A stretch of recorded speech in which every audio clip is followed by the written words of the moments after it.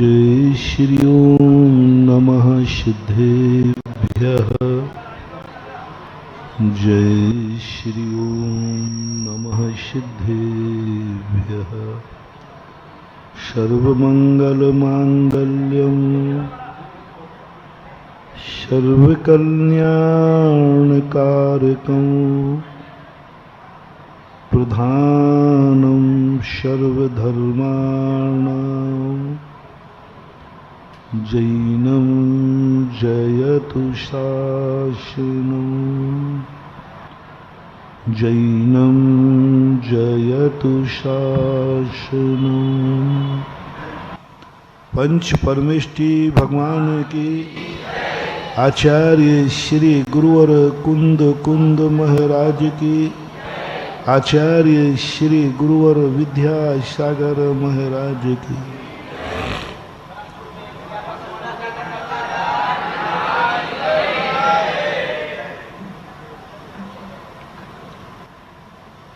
कल अपन ने समझा था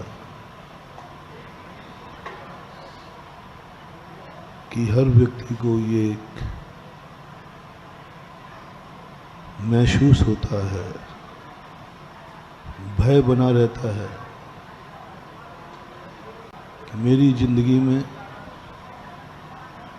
कभी कुछ ऐसा आ सकता है जिसको हम पाने के लिए असमर्थ हो सकते। दो विकल्प हर व्यक्ति की आत्मा में उठता है हमेशा कि कहीं मेरी जिंदगी में ऐसा कोई कष्ट ना आ जाए, परेशानी ना आ जाए जहां हमारा पुण्य ही काम ना करे। ऐसी कोई समस्या ना आ जाए जिसका हम समाधान ही नहीं पा पाए। ऐसी कोई घाटी जिंदगी में ना आ पाए जिस पे हम चढ़ ही नहीं पाए। ऐसी कोई बीमारी ना आ जाए जिसका इलाज भी ना हो। ये तो सब मानते हैं कि जिंदगी में कभी भी कोई भी समस्या आ सकती है। ये सभी को मालूम है कि कभी भी किसी को कोई बीमारी भी हो सकती। ये तो सभी को मालूम है कि रास्ता है तो ठोकर भी लग सकती है। ये तो गाड़ी खरीदते समय ही निर्णय हो जाता है कि गाड़ी चलेगी तो पंचर भी हो सकती है। इसलिए कंपनी नई गाड़ी के साथ तुरंत स्टेपनी दे देती है। स्टेपनी देना क्या बता रहा? अरे भाई, स्टेपनी साल भर के बाद दो, 2 साल के बाद दो। नई गाड़ी के साथ स्टेपनी का समझ में नहीं आई। एक महानुभाव गाड़ी लेकर आए तो उसके पीछे स्टेपनी लगी थी। मैंने कि ये क्यों? बोले महाराज ये स्टेपनी है। मैंने कि अभी नई है तब भी स्टेपनी। साल 2 साल निकल जाए, पुरानी हो जाए, फिर तो समझ में आता है। मैंने कि नई गाड़ी के साथ स्टेप, मर्सिडीज गाड़ी के साथ स्टेप क्यों? उन्होंने कहा महाराज गाड़ी कितनी भी नई हो, कितनी भी कुछ हो, एक कील टायर को पंचर तो कर ही सकती है। सारी गाड़ी कितनी भी मजबूत हो, लेकिन टायर का जो ट्यूब है वो तो रबड़ का ही होगा ना, वो तो सोने चांदी का नहीं बन जाएगा। तो कील तो जा ही सकती। एक्सीडेंट तो हो ही सकता है। तुम नहीं करोगे, सामने वाला कर देगा। तो ये सब कुछ संभावनाएं रहती हैं और हर व्यक्ति तैयार है। जब वो चलता है तो वो सोचता है कि पंचर हो सकते हैं, एक्सीडेंट हो सकता है। जिंदगी में व्यक्ति जन्म लेता है तो सोचता है कोई भी समस्या आएगी, संसार में रहता हूं तो बुखार आएगा, बीमारी आएगी। इससे कोई भी व्यक्ति अपने आप को सुरक्षित न करने का प्रयास कर रहा है और न कोई सोच रहा है। मेरे पास कोई भी व्यक्ति है ज़्यादा, हम कहते भाई क्या चाहिए आशीर्वाद, ये कि आपकी गाड़ी पंचर ही ना, बोले नहीं आशीर्वाद नहीं महाराज, मैं इसका आशीर्वाद लेने नहीं आया। एक्सीडेंट ना हो, नहीं महाराज ये भी होते ही रहते हैं। बीमारी नहीं आए, बोले महाराज इसका भी आशीर्वाद नहीं चाहिए, तो आती रहती है। परेशानियां, बोले महाराज ये भी कोई ज्यादा कोई बड़ी बात नहीं है। इन सबके लिए आपके आशीर्वाद की जरूरत कि हम समस्याओं से रहित हो जाए। हमारी जिंदगी में कोई समस्या रहे ही नहीं, हमें कभी बुखार आवे ही नहीं, इसके लिए कोई व्यक्ति मंदिर नहीं आता। और तुम आओगे भी तो मैं ये आशीर्वाद दुनिया में आज तक बना ही नहीं है कोई आशीर्वाद जिस आशीर्वाद में ये ताकत हो, जिस गंधोदक में ये ताकत हो, जिस भगवान में ये ताकत हो कि जाओ तुम्हारी गाड़ी कभी पंचर नहीं होगी। व्यर्थ के आशीर्वाद, तुम्हें व्यर्थ के लोभ देने से मतलब क्या है? आज तक दुनिया में बने ही नहीं कोई आशीर्वाद, मंत्र ही नहीं बना जो ये कह दे जाओ तुम्हारे घर में किसी की मौत नहीं होगी। हाँ, मैं तुम्हारे लिए खोजता हूं, तुम्हारे लिए क्या, तुम्हारे लिए खोजूंगा तो मैं अपने लिए भी लागू करूंगा। यदि कोई ऐसे मंत्र मिल जाए कि जिस मंत्र को पढ़ने के बाद मौत ही ना, व्यर्थ की चीजें मान। आज दुनिया में कोई आशीर्वाद बना नहीं, कोई मंत्र बना नहीं जो किसी व्यक्ति की मौत को रोक सके। मौत तो सबकी आई, चक्रवर्तियों की आई। कहाँ गए चक्री जिन जीता भरत खंड सारा, कहाँ गए वे राम और लक्ष्मण जिन रावण मारा, कहाँ कृष्ण रुक्मणी सत मामा सुमरन की नगरी, कहाँ गए वे लोभी गौरव जूझ मरे रन में। कहाँ है वे पांडव, कहाँ है वे कौरव, कहाँ है राम लक्ष्मण, कहाँ है भरत चक्रवर्ती आदि, कौन बचा पाया? कौन सा मंत्र है, कौन सी ताकत है?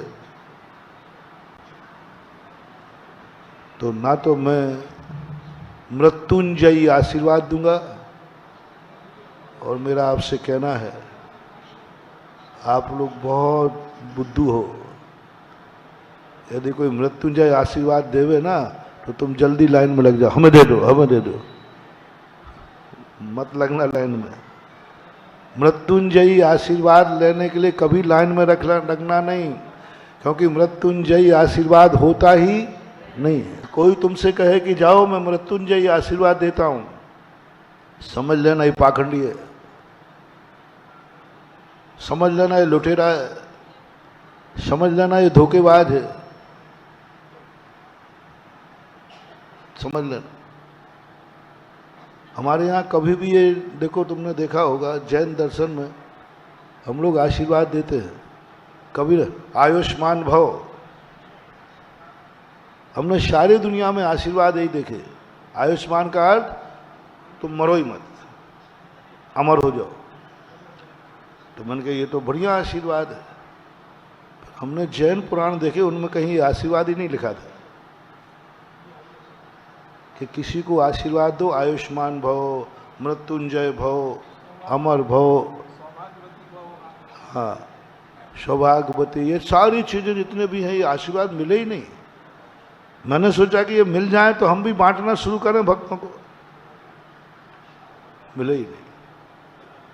तो मैंने कहा जैन साधु क्या देता है? देखो सुनो, जैन साधु ये नहीं देता आयुष्मान भव, मृत्युंजय भव। खोल दूं? नहीं लेना हो तो मत लेना आशीर्वाद, लेकिन जो है तो है। क्या क्या गजब का मात विश्व का एक जैन दर्शन है जो झूठ आशीर्वाद नहीं देता। सारे लोग बड़े आशीर्वाद देते, आयुष्मान भव, मृत्युंजय भव,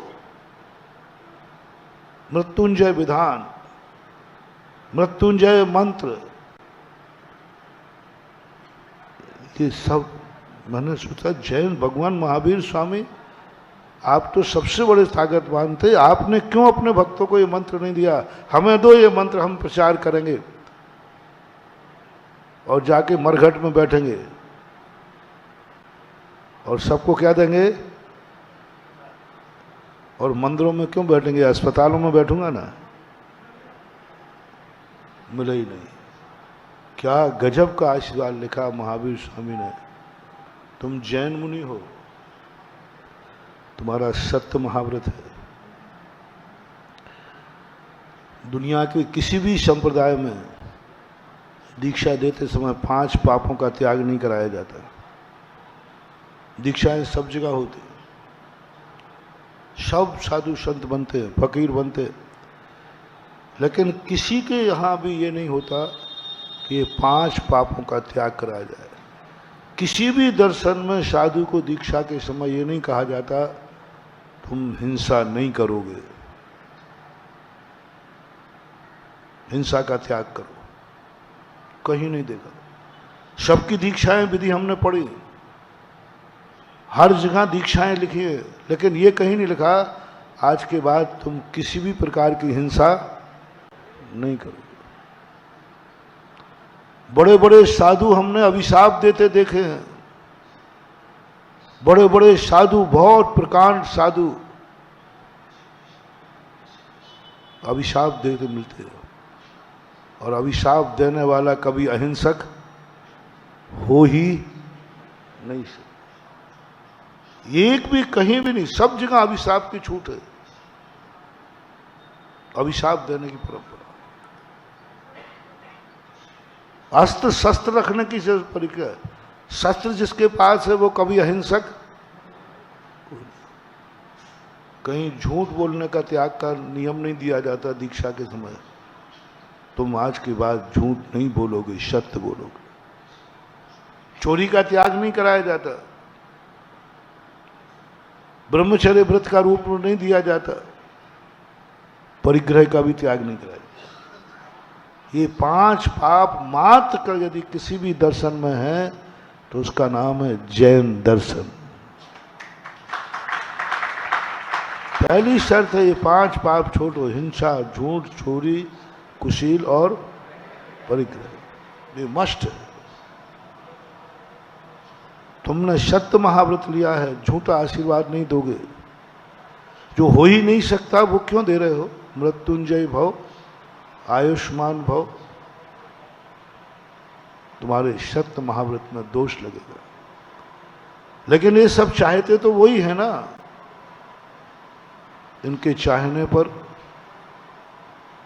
तुम यदि इनकी चाहत देते हो तो तुम अपने भक्तों के साथ धोखा कर रहे हो। तुम्हें अब डॉक्टर के अनुसार दवाई लेना है कि रोगी के अनुसार?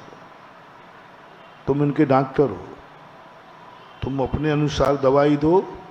ये भक्त तुम्हारे रोगी हैं, इनके अनुसार दवाई नहीं देना।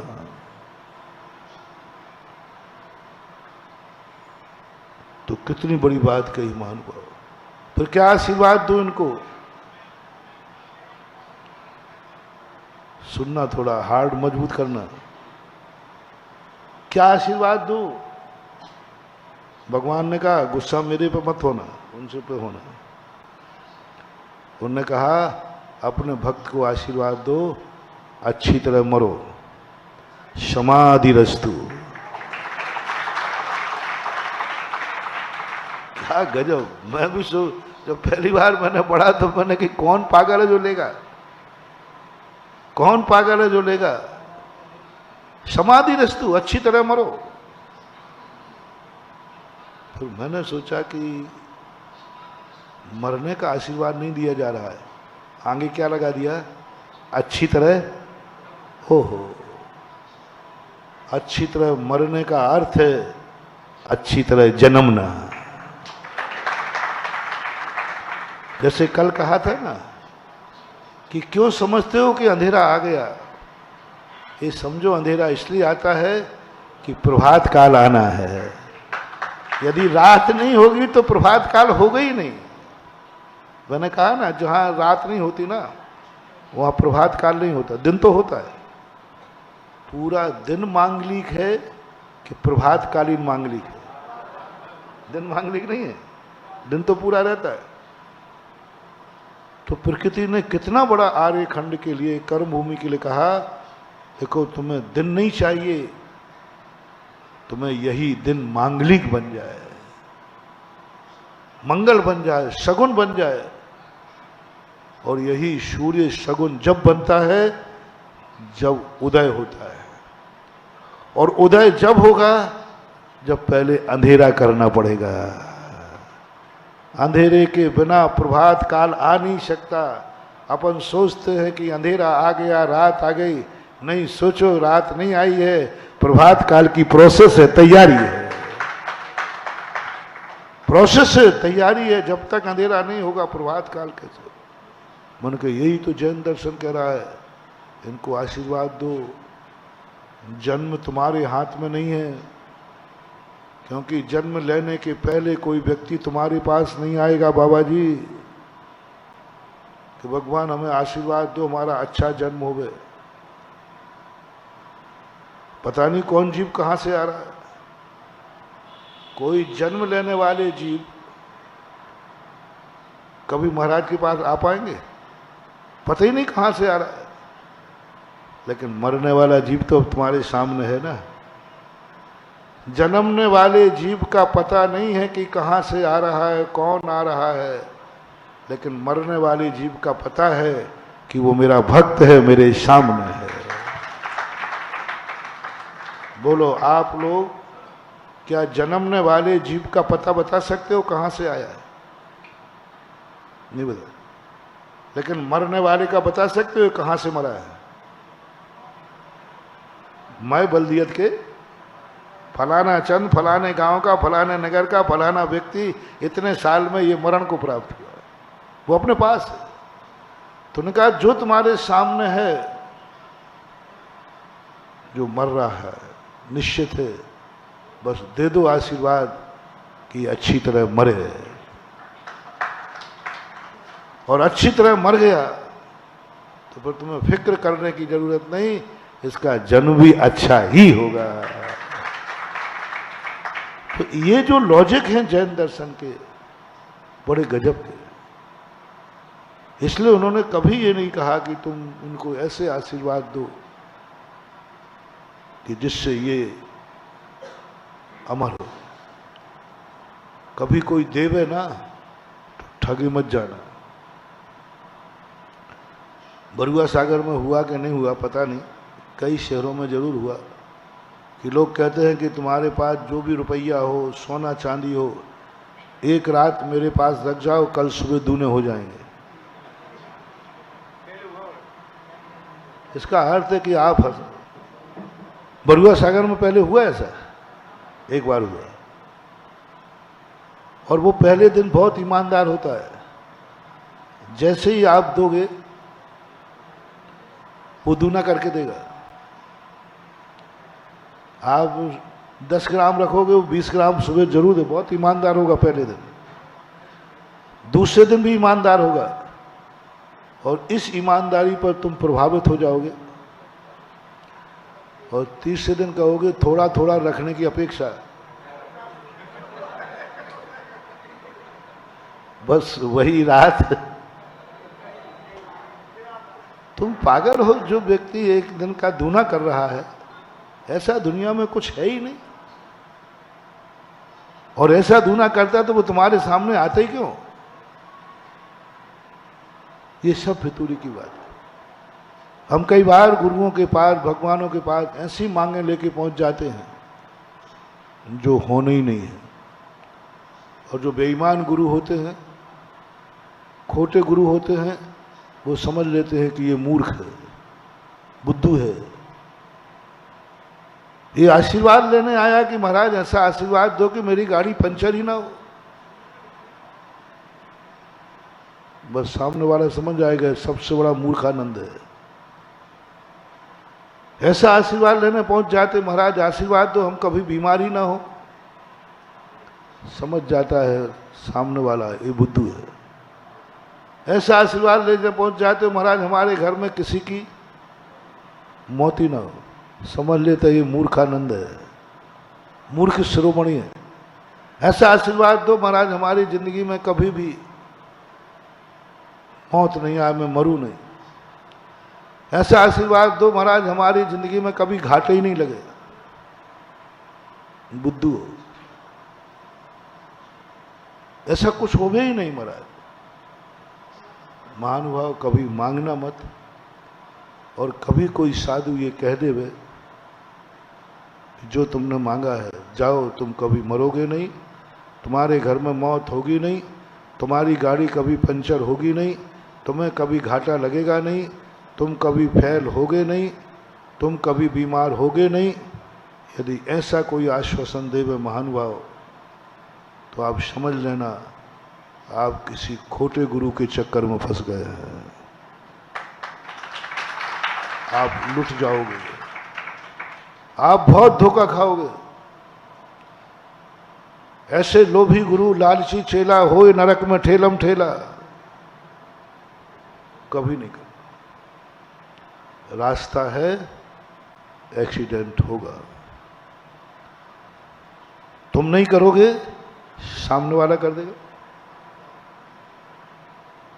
गाड़ी है, पंचर हो सकती है, कभी मत सोचना कि पंचर गाड़ी होगी ही नहीं। कोई कंपनी यदि ये गारंटी देवे कि हमारी गाड़ी कभी पंचर नहीं होगी, मानना मत, और तुम भी कहना पंचर होगी। हर दुर्घटना को चाणक्य ने एक बहुत अच्छी नीति कही थी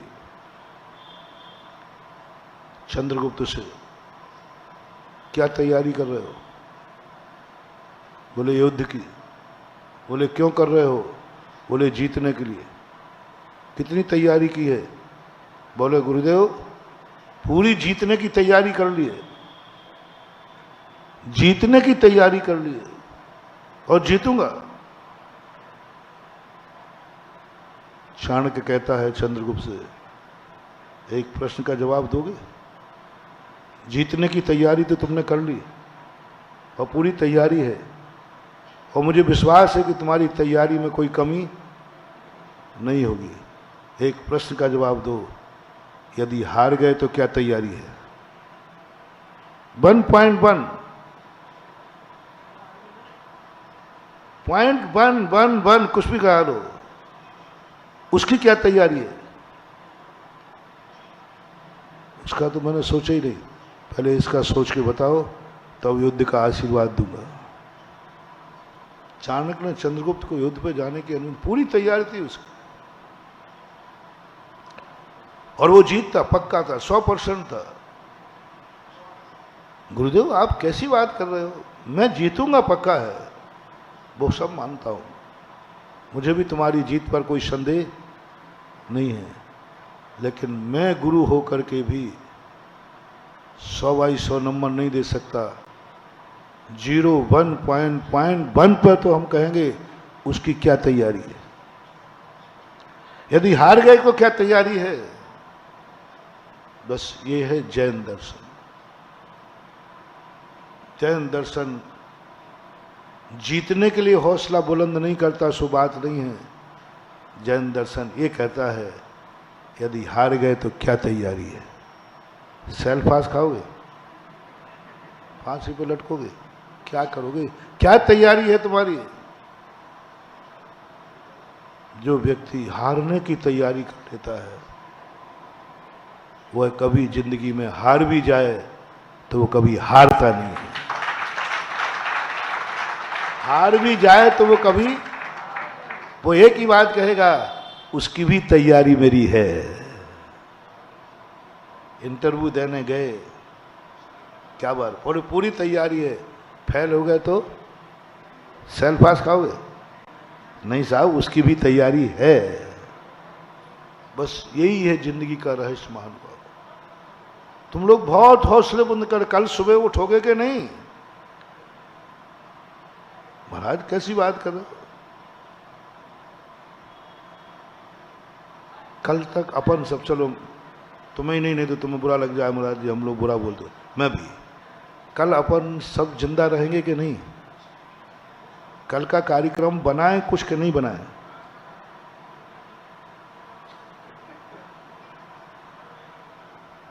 कल का कोई कार्यक्रम बनाऊं कि नहीं बनाऊं? तो कारण कल जिंदा रहेंगे।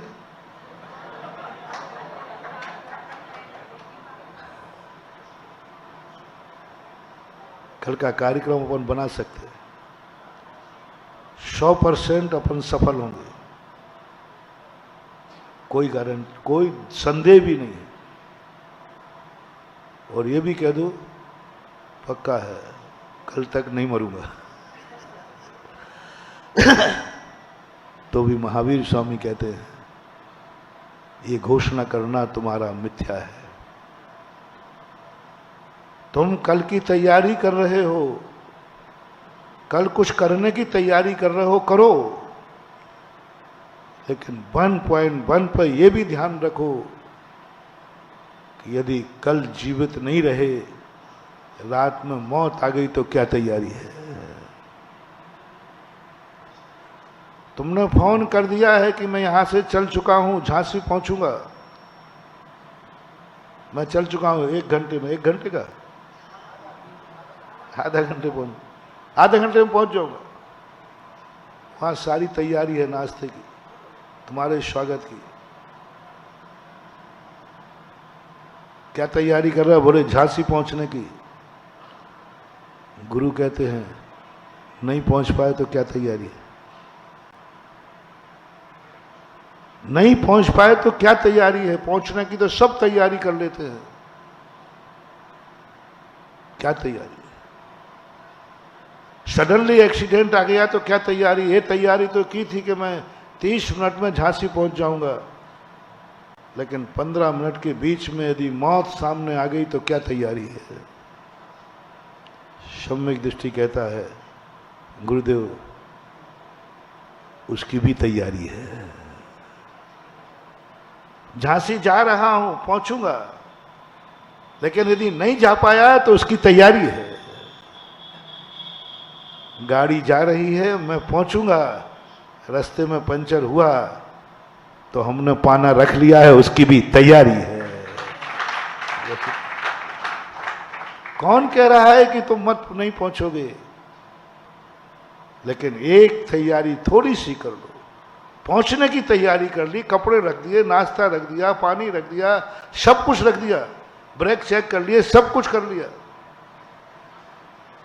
लेकिन गुरु आवाज देते हैं रास्ते में पंचर हुआ तो क्या तैयारी हो? देखो आप लोग उल्टे उल्टा बोलते हो, उल्टे उल्टा बोलते हो। उल्टा नहीं बोल रहा हूं, उल्टा नहीं बोल रहा हूं, एक पाना रखने की बात कह रहा हूं। उल्टा नहीं बोल रहा हूं, एक पाना रख ले भाई। कहीं हुआ तो कह सकते हो कि मैं पहले से ही पंचर की सामग्री लेकर के आया था। मैं नमोकार मंत्र इसलिए नहीं पढ़ा रहा हूं कि नमोकार मंत्र पढ़ ले। मैं ये नहीं कह रहा हूं कि तू झांसी नहीं पहुंच पाएगा, तुम्हारा गुरु हूं। तो फिर क्यों आप कह रहे हो? ऐसा सोचते क्यों है? मैं पहुंचूंगा, तू पहुंचेगा पक्का है, लेकिन ये नमोकार मंत्र ले जाए काय के लिए? यदि नहीं पहुंच पाया तो नहीं पहुंच पाया, रास्ते में एक्सीडेंट हो गया है। मेरे गुरु ने पहले ही तैयारी करा दी थी कि यदि सडनली ऐसा एक्सीडेंट हो जाए तो मेरी तैयारी है, नमो अरिहंताणम, नमो सिद्धाणम, नमो आयरियाणम, नमो वज्रायाणम, नमो लोये सव्वसाहुणम। पहुंचा तो तैयारी है, नहीं पहुंचा तो ऊपर की भी तैयारी है। कौन हमारी गति बिगाड़? झांसी की भी तैयारी है और ऊपर की भी तैयारी है। अब बोलो हमारा कौन क्या बिगाड़ पाएगा? क्या बिगाड़ लेगा? जीवन रहा तो ठीक है और मौत आई तो ठीक है, हमारा कुछ भी बिगड़ने वाला नहीं, क्योंकि हमारे गुरु ने दोनों तैयारी करा दी। ये है जैन दर्शन का रहस्य। जब रामचंद्र जी को गुरु वशिष्ठ कहते हैं, जाओ लकड़ी बीन करके लाओ, जाओ मटके बनाना शुरू करो, जाओ पानी भरना सीखो, जाओ रोटी बनाना सीखो, जाओ झोपड़ी बनाना सीखो। लक्ष्मण कहता है, भैया इस गुरु से कहो इसकी खोपड़ी खराब है, कौन सी पढ़ाई पढ़ा रहा है? अरे मैं राजा दशरथ का पुत्र हूं और मुझे राजगद्दी पर बैठना है, राजनीति सिखाओ, तलवार चलाना सिखाओ, तीर कमान सिखाओ, युद्ध सिखाओ। ये तो इतना समय इसमें बर्बाद कर रहे हैं, 2-2 घंटे जंगलों में बढ़ते रहो, लकड़ी बीन करके लाओ, कौन सी लकड़ी है, जाओ जंगल से फल तोड़ के लाओ खाने वाले। अरे हमारे यहाँ कोई खाने की कमी है, नौकरों की कमी है? लक्ष्मण को बहुत चिड़चिड़ापन लगता था, बहुत बुरा लगता था। रामचंद्र जी कहते, लक्ष्मण बोले भैया, एक दिन लक्ष्मण भैया को पकड़, पहले भैया तू यहाँ बैठ, बड़ा गुरु का चेला बनता है, पहले तू मुझे समझा, ये जो अपन को सिखाया जा रहा है झोपड़ी बनाना, मटके बनाना, ये अपने जिंदगी में कब काम आएंगे? आप हमारे बड़े भैया हैं? बोले हैं। तो पिताजी के बाद राजगद्दी पे किसको बैठना है? आप। और आपके बाजू में खड़ा किसको होना है? मुझे। और अपने यहाँ अयोध्या में कितने नौकर हैं? अयोध्या का कितना बड़ा राज्य है? रामचंद्र जी कहते, लक्ष्मण ये प्रश्न मैं नहीं उत्तर दे पाऊंगा, मेरे पास तो एक ही बात है, जो गुरु दे रहे हैं वही श्रेष्ठ है। क्योंकि हमारी दूरदृष्टि नहीं है।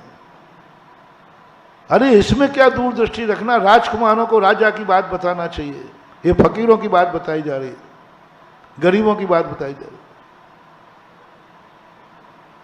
एक दिन लक्ष्मण ने कहा, गुरुदेव आप गुस्सा मत होना, जितना आप हमसे ये काम कराते उतना हमसे तलवार चलाना सिखाओ। गुरु ने कहा, ये तो तुम सीखने आई हो, ये तो तुम्हारे पिता ने सीखने भेजा ही है, इसको तो सीखने की रुचि तुम्हारी है ही, ये तो सिखाऊंगा ही सिखाऊंगा। लेकिन जो तुम सीखने आए हो वही सिखाएगा तो वो खोटा गुरु है, और जो गुरु सिखाना चाहता है वो सीख जाए तो शिष्य चोखा है। जो शिष्य सीखने आया है, सावधान, रिपीट करता हूं, तुम वही चाहते हो, उसको पाने के लिए यदि तुम गुरु के पास आए हो कि मैं गुरु के पास जाऊंगा, गुरु वही देंगे जो मेरी इच्छा है, गुरु से वही आशीर्वाद लूंगा जो मेरी इच्छा है। मुझे अपने गुरु पर विश्वास है, मेरी हर इच्छा पर आशीर्वाद मिलेगा। मेरा भगवान इच्छा पूर्ति है, इच्छा पूर्ति है, और मैं मना लूंगा, पक्का है, अच्छे से मना लूंगा, रोकर मना लूंगा, धोके मना लूंगा, धमकी दे के मना लूंगा, लेकिन मुझे मालूम है मेरा गुरु मान जाएगा। और यदि गुरु मान जाए, ये तो तुम्हारी बात है, जिस दिन तुम्हारे मन में ऐसा भाव आ जाए, भगवान से हो, गुरु से हो, माँ बाप से हो, किसी भी बड़ों से हो, तुम्हारे मन में जब भी भाव आ जाए कि ये गार्जियन है, ये मेरे से बड़े हैं, मैं अपनी इच्छा की पूर्ति इनसे करा लूँगा, जो मैं चाहता हूँ वो इनसे करा लूँगा, समझ लेना तुम्हारा नाम ही दुर्योधन है। दुर्योधन की ये इच्छा, दुर्योधन कहता था कि मैं जो कहूँगा ताश्री मानेंगे, द्रोणाचार्य मानेंगे, पिताजी मानेंगे, ये जितने बड़े हैं सब मेरी इच्छा पूर्ति के लिए हैं। उसने बड़ों से स्पष्ट कहता था, आप लोग मेरे राज्य में हो, मेरे लिए हो, मेरी इच्छा पूर्ति करने के लिए हो, जो मैं कहूंगा वो करो। और आप लोगों ने महाभारत देखा होगा, उसने जब जब अपने वृद्ध जनों से यही कहा, हे ताश्री क्या कर रहे हो, आपके लिए मैं नहीं हूं, आप मेरे लिए। गुरु आप मेरे लिए हैं, पिताजी आपके लिए नहीं हूं, आप मेरे लिए हैं। जब जब बड़े जनों को महानुभाव आपके मन में भाव आ जाए, ये बड़े सब मेरे लिए हैं, मेरी इच्छा के लिए हैं, मेरे जीवन में काम आएंगे, समझ लेना बहुत कड़वा सत्य दे रहा हूं, समझ लेना इसी का नाम दुर्योधन है। वो दुर्योधन हुआ था कि नहीं हुआ था वो तो हमने शास्त्रों में पढ़ा है, वो तो श्रद्धा का विषय हमने और तुमने देखा नहीं है। लेकिन तुम्हारे मन में ये भाव आ गया, समझ लेना तुम साक्षात जीवित दुर्योधन हो, क्योंकि तुम्हारे मन में भाव आ गया बड़े किसके लिए हैं। रिपीट करता हूं, बड़े किस लिए हैं, मेरे लिए। माता पिता किसके लिए हैं, मेरे लिए। गार्जियन किसके लिए है, मेरे लिए। भगवान किसके लिए हैं, गुरुजी किसके लिए हैं, नमोकार मंत्र किसके लिए है, भक्तांबर किसके लिए है, सब। तुरंत अपना नाम दुर्योधन का लगा देना, तुम ही दुर्योधन के वंशज हो। वंशज क्यों कहूं, तुम ही दुर्योधन हो। कभी भी भाव आवे ऐसा, संभालना अपने आप को। आज एक मंत्र ले लो बरुआ सागर वालों, और जो भी लाइव में बैठे दुनिया में सुन रहे हैं वो सब एक मंत्र ले। जब भी बड़ों के प्रति तुम्हारा ये भाव आए, ये मेरे लिए हैं, बस समझ लेना तुम्हारा डाउनफॉल चालू, विनाश चालू, तुम्हारा अपशगुन हो गया। अब कितनी ताकत कर लो, सारे बड़ों को अपने अंडर में कर लो तो भी तुम्हारा विनाश होगा। सारी दुनिया को अपने अंडर में कर लो।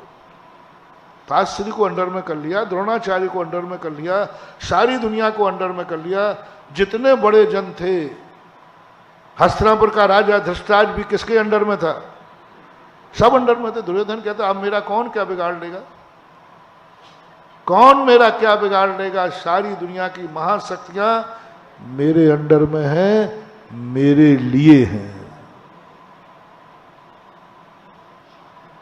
बोलो, ये दोष आप लोगों में है कि नहीं? झूठ मत बोलना, हम पूछेंगे नहीं, अपनी अपनी छाती पे हाथ रख के बोलो। महानुभाव, बहुत खतरनाक दोष है, हम कुछ नहीं कर पाएंगे। ताश्री कुछ नहीं कर पाएंगे, तुम उनके वो तुम्हारे पक्ष में होते हुए भी वो भी मिट जाएंगे और तुम भी मिट जाएगा। क्योंकि ताश्री को तू अपने लिए मान रहा है, अपनी इच्छा पूरी करने के लिए ताश्री को अपने पक्ष में रखा है। ताश्री भी मिटेगा और तू भी मिटेगा, गुरु भी मिटेगा और तू भी मिटेगा, बाप भी मिटेगा और बेटा भी मिटेगा, भगवान भी मिटेगा, गुरु भी मिटेगा, भक्तांबर भी मिटेगा, नमोकार मंत्र भी मिटेगा और उसके साथ तू भी मिट जाएगा। और कड़वा मोटिवेशन है। और ये दोष, ओह, ये दोष 99.99 लोगों में है। जब भी किसी बड़ी शक्ति को देखते हैं एक ही भाव आता है, इनसे मैं अपनी इच्छाएं पूरी करा लूं। जब तुम्हें तो थोड़ी सी तुम्हें पता चल जाए इससे मेरी इच्छाएं पूरी हो सकती हैं, तो आपका तुरंत लालच करता है, तुरंत लालच करता है कि मैं अपनी इच्छाएं पूरी करा लूं। वो भगवान भी क्यों ना, अपन को पता चल जाए कि ये भगवान हमारी इच्छाएं पूरी करता है, हम दौड़े चले। जैसे कल हमने कहा था कि 13 तारीख के पहले निकाल लिया जाए कि बरुआ सागर में जो अभिषेक हो रहा है, जो यहाँ के अभिषेक करेगा वह जीतेगा, तो सारे प्रतिनिधि कहाँ आ जाएंगे? वो प्रतिनिधि नहीं आएंगे, सारे दुर्योधन आ जाएंगे। दुर्योधन इस जहर को, इस अपशकुन को यदि निकाल सको आप लोग अपनी जिंदगी में से, तो तुम तो धन्य होगे, मेरा बरुआ सागर आना धन्य हो जाएगा, मेरा तुम्हारा गुरु बनना धन्य हो जाएगा, मेरा आशीर्वाद धन्य हो जाएगा। बस एक दोष अपनी जिंदगी में निकालना है, जो चीज तुम्हें प्रिय है, जो चीज तुमसे ज्यादा शक्तिमान है, जो चीज तुमसे ज्यादा मूल्यवान है, जो चीज तुम्हें अच्छी लगती है, उससे कभी अपनी इच्छा पूरी कराने का भाव मत करना।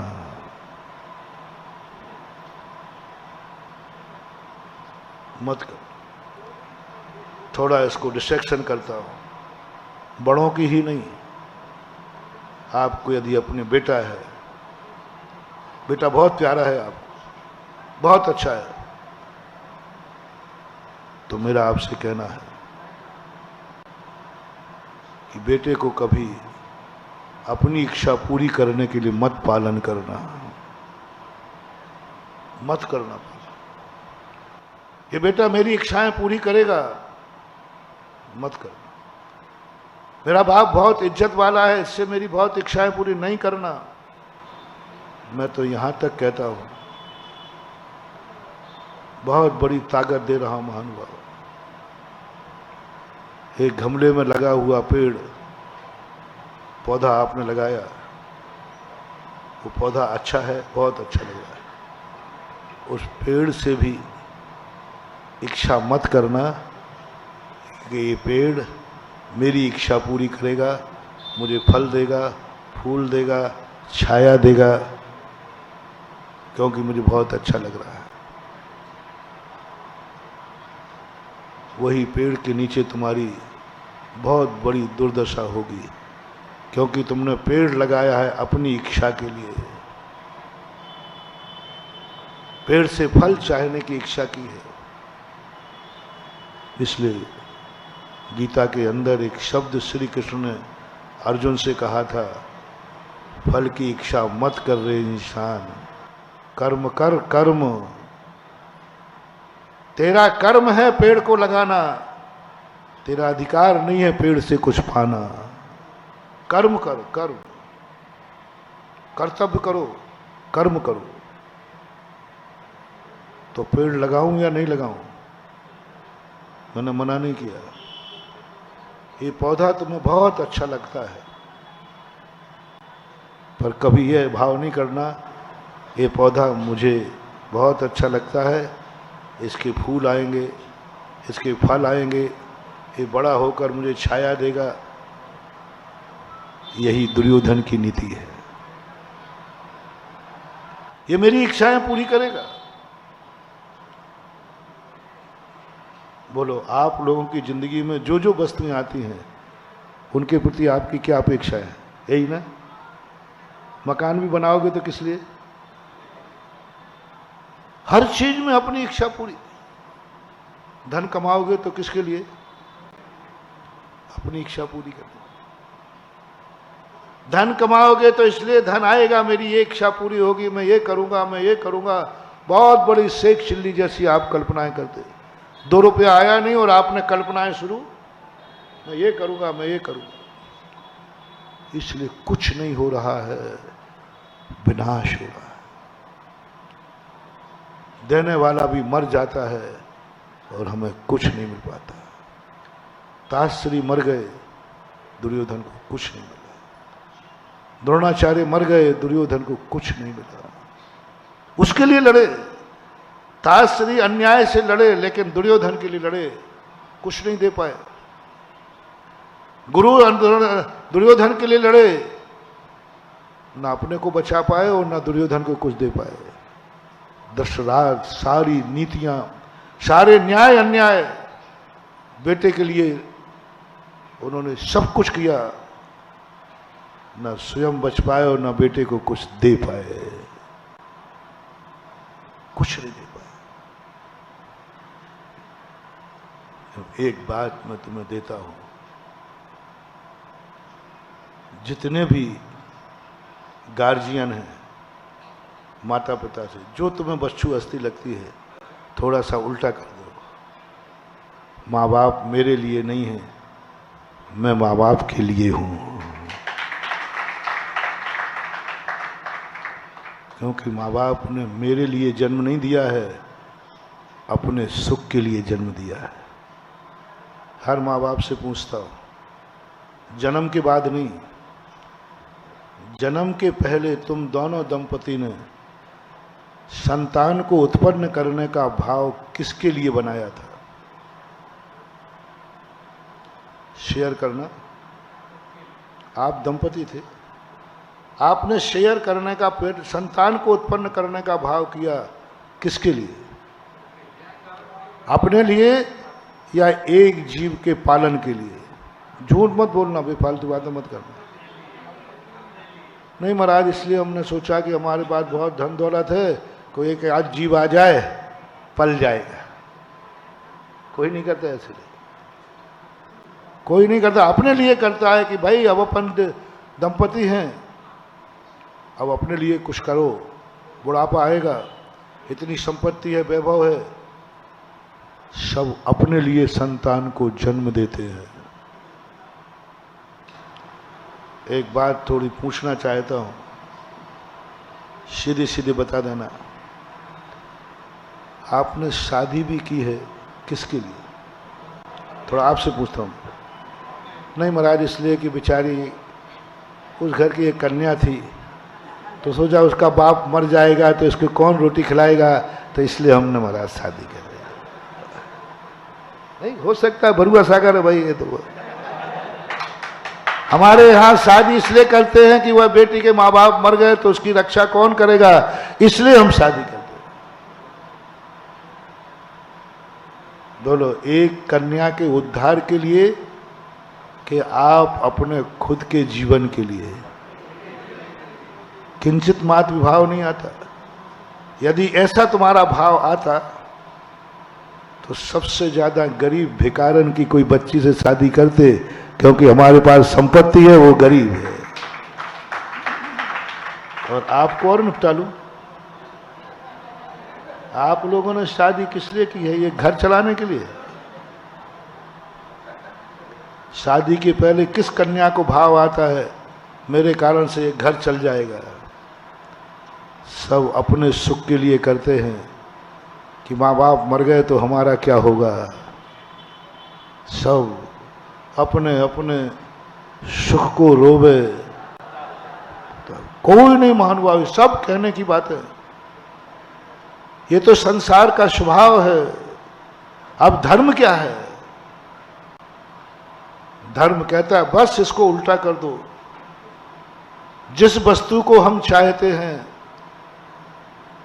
उसकी इच्छा पूर्ति के लिए हम जिंदा रहेंगे। उसकी इच्छा पूरी, वो मेरे लिए नहीं है, मैं उसके लिए। माँ बाप मेरे लिए नहीं, मैं माँ बाप के लिए हूं। माँ बाप के लिए जीऊंगा, माँ बाप के लिए मरूंगा, माँ बाप के लिए खाऊंगा, माँ बाप के लिए कमाऊंगा, क्योंकि वो मेरे बड़े। गुरु से इच्छा पूरी कराने का नाम दुर्योधन है? नहीं, मैं गुरु की इच्छा पूरी करूंगा।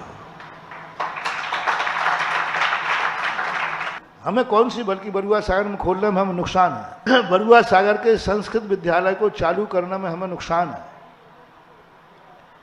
जितनी मेहनत मैं बरुआ सागर में करूंगा, इतनी मेहनत मैं किसी बड़े शहर में हाईवे पे करूंगा ना।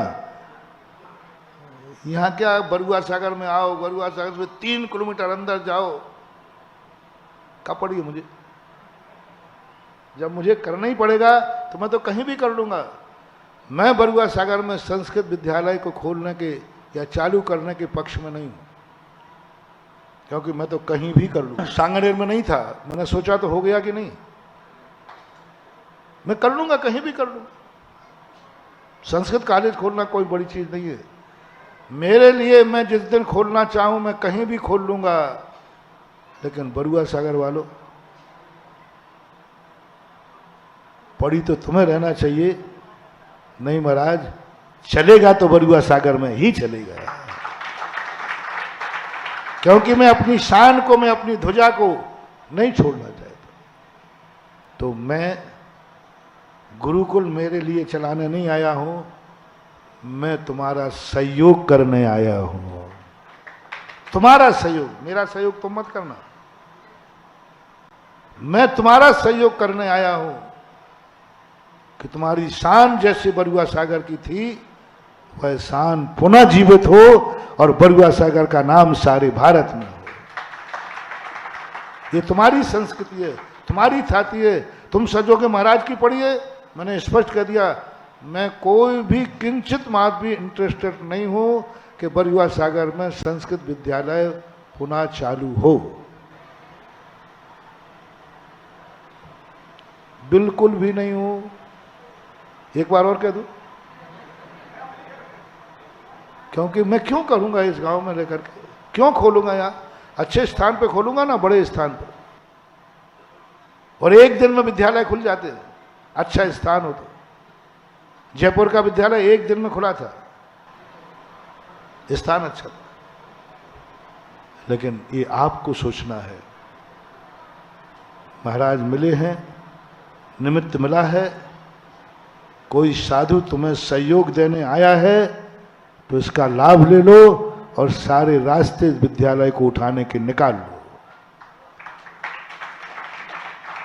नहीं तो विद्यालय नहीं उठेगा तो धराशायी हो जाएगा। दो ही तरीके होते हैं, यदि नहीं उठा पाए तो क्या हो जाएगा? धीरे धीरे धराशायी हो ही गया। एक भी जैन छात्रावास में कुछ भी नहीं हुआ, धराशायी हो जाएगा। अपन रक्षा करते करते क्या करेंगे? रक्षा नहीं कर पाएंगे धीरे धीरे। इसलिए जागो, चेतो, अंतर की चेतना जगाओ। बरुआ सागर का एक जो गौरव है, सारी समाज मिलो। मैं तुम्हें जब तक यहाँ हूँ बस फर्स्ट एंड लास्ट है।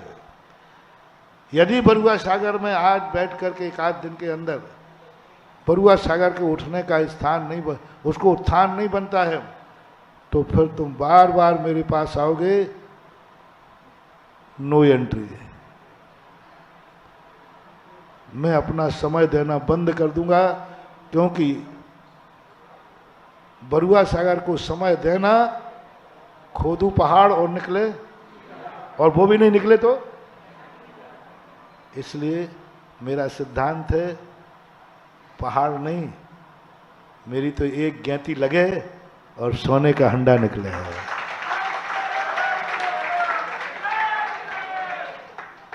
मैं जिस माटी को देख लूं वो माटी ही सोना हो जाए, वो कार्य होना चाहिए। तो आपको सहयोग लेना है। आप लोग चाहें सब मिलकर के, तो समय निश्चित कर लो किस दिन डिसीजन करूं कि बरुआ सागर का विद्यालय उठाना है या धीरे धीरे जैसा है वैसा ही धराशायी होते देखना है। निर्णय आपके हाथ में, मेरे हाथ में नहीं। मैंने तो स्पष्ट कह दिया, मेरी कोई रुचि बरुआ सागर के संबंध में नहीं है। क्यों? वो कुवत रखता हूं मैं बरुआ सागर के जर्जरित विद्यालय पर क्यों अपना समय खराब करूं? मैं तो वो कुवत रखता हूं कि बहुत अच्छे स्थान पर एक नया संस्कृत कॉलेज खोलने की ताकत रखता हूं। लेकिन तुम बेटा, तुम बरुआ सागर जहां कहीं नहीं बना पाओगे। बरुआ सागर हाईवे पे जा सकता है, बड़े हाईवे पे, झांसी के उस तरफ। बरुआ सागर तो जहां था वहीं रहेगा। तो बरुआ सागर तुम्हारे लिए इंटरेस्टेड होना चाहिए, तुम्हारी रुचि होना चाहिए। आज बच्चा बच्चा इस बात के लिए आकर के समय आप निश्चित करें। मैं आपको 1 घंटे का समय दूंगा, आपके पूरे विचार सुनूंगा और मैं अपना विचार भी दूंगा। और फैसला आपके हाथ में छोड़ दूंगा, करना क्या है। कोई विकल्प मत करो, कौन था कौन था अतीत सब भूल जाओ, ये ग्रुप था ये नहीं था ये नहीं, सब भूल जाओ। आज तुम 0 पे आ गए। कितने पे आ गए हो? 0 पे। अब उसके आगे एक एक अंक लिखना है या 0 ही 0 लिखना है। अंक लिखना है तो 1 लिखते ही 10 हो जाएगा, और द्वारा लिखते ही 100, और 0 ही लिखना है तो 100 0 लिखो तो बराबर 0 आएगा। समय आप लोग निश्चित कर लें कब समय रखना है, और प्रत्येक व्यक्ति अपनी भावना करे क्यों गया धर्म विद्यालय नीचे और कैसे उठेगा। पहले तुम लोग बताओ कि विद्यालय नीचे क्यों गया, क्यों बंद हुआ विद्यालय। वो तुम लोगों को मालूम है, मुझे मालूम नहीं है। वो आपके बुजुर्गों को मालूम है, मुझे मालूम नहीं है। विद्यालय कैसे उठेगा ये तुम्हें मालूम नहीं है, ये मुझे मालूम है, मैं बताऊं। लेकिन उठाना चाहो तो, और नहीं उठाना चाहो तो फिर कोई उपाय नहीं है। समय आपका हो गया, आप समय निश्चित करें कौन सा समय। सब लोगों को फ्री, हर व्यक्ति को अपना विचार रखने का पूरा अधिकार होगा। आपका विचार माना जाएगा नहीं माना जाएगा ये निर्णय नहीं है। मजिस्ट्रेट तो मैं बनूंगा ना। आप जिस वकील को वकील बनकर के अपनी बात कहना हो कह सकता है, फैसला मैं दूंगा क्या करना है। ज़्यादा समय मत निकालना, नहीं तो निमित्त माचिस की काड़ी के समान होता है। तुम ये समझो मत समझो कि महाराज बरुआ सागर आए हैं, नहीं, बरुआ सागर का एक दिन कम हो गया है। महावीर भगवान की